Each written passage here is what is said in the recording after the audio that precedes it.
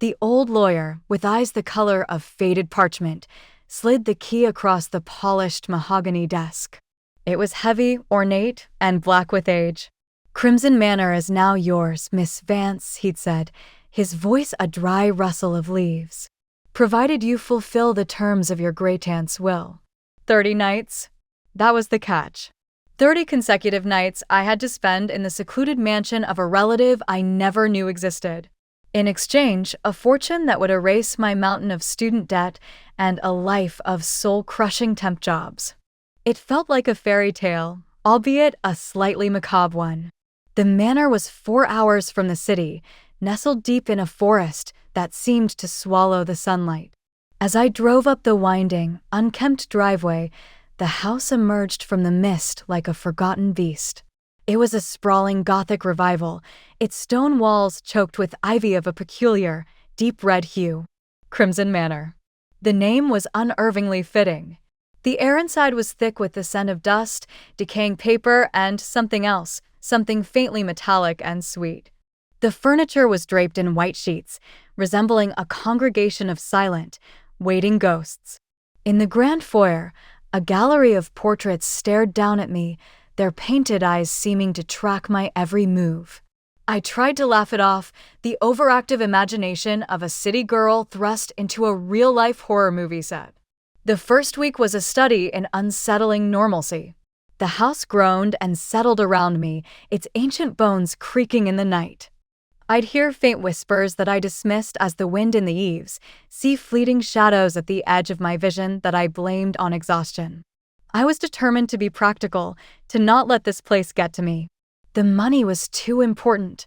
It was on the 8th night that things began to unravel. While searching for extra blankets in a dusty linen closet, my fingers brushed against a loose floorboard. Beneath it lay a small, leather-bound diary. The name embossed on the cover in faded gold leaf sent a shiver down my spine. Genevieve Vance. My great-aunt. Her handwriting was elegant, but the words were a frantic scrawl of terror. She wrote of a presence in the house, a malevolent entity she called the Collector. "It is the spirit of the doctor," an entry read. Dr. Alastair Blackwood. They built this house on the ashes of his asylum, a place of unspeakable suffering. He doesn't just want to scare you. He wants to add you to his collection. My blood ran cold. According to Genevieve's diary, the Collector was the ghost of the asylum's cruel head physician who had performed monstrous experiments on his patients. She wrote that he sought to possess the living, forcing them to relive the final, agonizing moments of his victims. As I read on, her entries grew more desperate, her elegant script devolving into a panicked chicken scratch. She described the same unsettling phenomena I had experienced, but in horrifying detail. The whispers became distinct voices, the shadows took on human form. The final entry was an unfinished sentence, chilling in its abruptness. The key is in the hidden room, the place where fear was now a constant, unwelcome companion, but Genevieve's words had also ignited a spark of desperate curiosity. A hidden room. If I could find it, maybe I could understand what was happening. I spent the next few days in a frenzy, tapping on walls, measuring hallways, searching for any sign of a secret passage. I finally found it behind a towering bookshelf in the library. A section of the wall swung inwards, revealing a narrow, descending staircase. The air that rushed up to meet me was frigid and foul. It led to a basement laboratory, a place straight out of a nightmare. Rusted medical instruments lay scattered on steel tables, and strange anatomical charts adorned the walls. But it wasn't the gruesome artifacts that held my attention. It was a collection of journals on a dusty desk, and in the same elegant hand as the diary, a final, hidden addendum from Genevieve. What I read shattered my understanding of everything. Genevieve wasn't just a victim. She was a paranormal investigator who had come to Crimson Manor to vanquish Blackwood's spirit. The 30-night stipulation in her will wasn't a cruel test. It was a ritual she believed was necessary to weaken the entity's hold on the property. My heart swelled with a strange mix of pride and renewed terror. My great-aunt was a fighter. But as I read further, the hope curdled into abject horror. The addendum revealed a terrible truth. The ritual had failed. Genevieve wasn't trying to weaken Blackwood. She was trying to trap him. The entity in the house wasn't Blackwood's ghost. It was a far older, parasitic being that fed on pain and suffering. Blackwood had been just one of its many hosts over the centuries. The 30-night stay wasn't designed to weaken the entity. It was to attune a new resident to its influence, to prime them, to make them a more suitable vessel. Genevieve's plan was to lure a blood relative, someone with a similar spiritual signature, to the manor to take her place, to become the new host, thereby freeing her from a torment she could no longer endure. As the last, horrifying words of the addendum burned themselves into my mind, the atmosphere in the laboratory shifted. The oppressive cold intensified, and a low humming sound vibrated through the stone floor. I was no longer just being haunted, I was being groomed.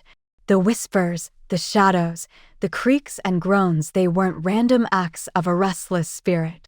They were targeted manipulations designed to break down my sanity, to make me more receptive. Tonight was the 30th night. Panic, cold and sharp, seized me. But beneath it, a sliver of defiance. I would not be a sacrifice. Genevieve had failed, but I wouldn't. Her writings, though deceptive, had given me the knowledge I needed. The entity's power was tied to this laboratory, to the cursed artifacts it contained. My only chance was to destroy it all, to sever the entity's anchor to this world before the final sunset. I worked with frantic energy, smashing beakers, tearing down charts, dousing everything in flammable oils I'd found in a storage closet. My hands trembled, but my resolve was iron. As I worked, my gaze fell upon a small, wooden box on the desk I had overlooked. I pried it open. Inside, nestled on a bed of faded velvet, were a series of silver lockets. Each locket held a tiny, faded photograph. The first was of my great-aunt Genevieve, her face young and etched with a terror I now knew intimately. The second held the portrait of a man I didn't recognize, his eyes wide with a silent scream. My fingers, trembling uncontrollably, moved to the last locket. I snapped it open. A wave of vertigo and nausea washed over me. A flood of memories that were not my own surged through my mind, the sterile scent of the asylum, the cold weight of chains, the glint of a scalpel in a madman's hand. For a terrifying, eternal moment, I was not a Lara Vance. I was someone else, someone who had been here before, someone who had failed. The face in the locket, the face that stared back at me with an expression of dawning, hopeless horror, was my own. The realization struck me with the force of a physical blow. This wasn't the first time.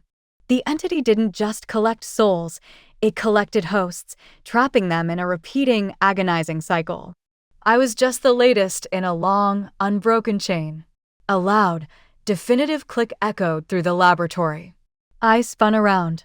The heavy, stone door at the top of the stairs had swung shut, the sound of a bolt sliding into place sealing my fate. The low humming intensified, and the whispers that had tormented me for a month coalesced into a single, sibilant voice that seemed to emanate from the very walls around me. It wasn't a threat. It wasn't a curse. It was a greeting. Welcome.